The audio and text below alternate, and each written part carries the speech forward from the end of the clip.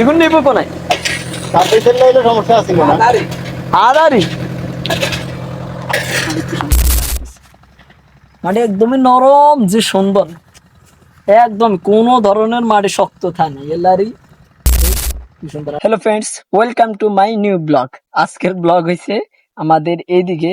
কথা আমরা তো রাস্তা দিয়ে গেলে অনেক দূর হয়ে যেত ফিল্ডে, অনেক দিন হয়েছে সবুজ প্রকৃতিতে একদমই দেখা হয় না।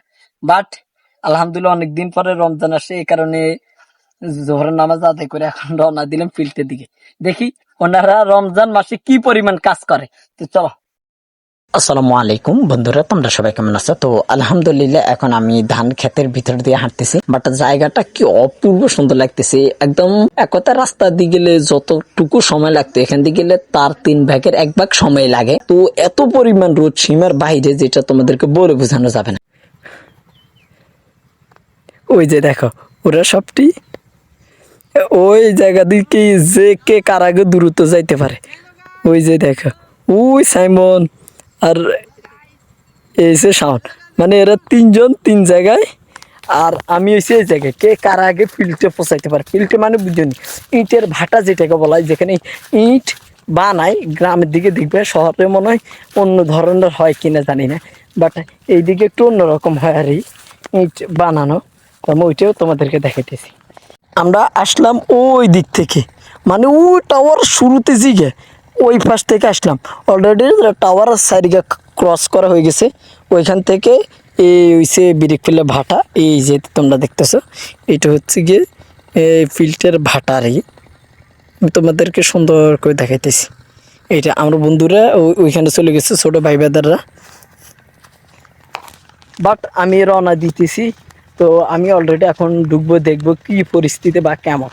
তো চলো একটু দেখে আসি। তোমাদের সবার কাছে একটাই শুধু আবদার, আমার চ্যানেলটা প্লিজ কষ্ট করে একটু সাবস্ক্রাইব করো। কি সুন্দর আর সব ভালো থাকে। আরে এ টাঙ্কির ভিতরে মনে পানি থাকে, ও এর মধ্যে ফুল পানি থাকে। এ হচ্ছে এই জায়গার অবস্থা। এখানে এক গ্রুপে কাজ করে, আর এইদিকে বানায় অলরেডি সাজানো আছে। এই জায়গায় আছে না, এই জায়গায় অনেক বড় মাটির টিলা ছিল, এখন তো নাই এখানে। বাট ও মনে মাটি অলরেডি শেষ, এখানেও মাটি কমে গেছে।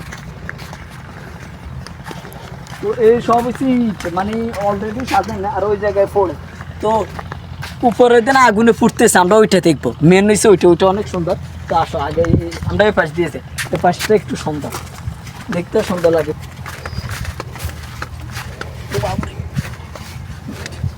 রোজা রয়েছে। আমরা এখন 4 জন ইটের ভাটার ভিতরে ঢুকে দেখতেছি মূলত ইটে কোন পাশে কতটুকু ফোড়া হয়েছে। আর আমরা এখন যে পাশ থেকে চাই আসতেছি না, ওই পাশে প্রচুর পরিমাণে ইট ফুলে রাখছে, আর এই জায়গাটায় প্রচুর পরিমাণে কয়লা ফুটতেছে।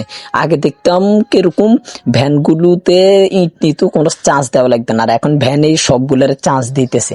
দেখলে অবাক করা কাণ্ড। আর এখানে টালে টালে কয়লা, মানে এই কয়লাগুলো ইউজ করতেছে মূলত ইট ফোড়ানোর কাজেই লাগতেছে। আর এইখানে যখন আমি যার সাথে কথা বললাম ভেকুর মধ্যে, ওনারা তো আগ থেকে পরিচয়, এখানে সবার সাথে আমার আগ থেকে পরিচয়, এই কারণে সবার সাথে কথা বললাম। আর রোদের তাপমাত্রা কাকে বলে! আর এই জায়গার মধ্যে ওনারা ভাঁজ করতেছে, আরেক পাশ দিয়ে ইট ফুটতেছে। এক কথায় এক পাশে ভাঁজ করে, আরেক পাশে পড়ে ইট পড়ে।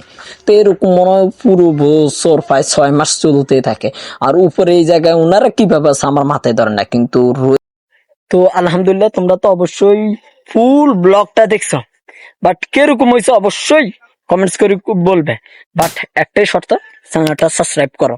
এইটার বাহিরে অন্য কোনো কিছু নেই। নাকি ভিডিও না দেখে অল্প একটু দেখে আর আমাকে যা তা বলবে, এরকম যদি একটা মানুষ করো তারে কিন্তু করে দেব।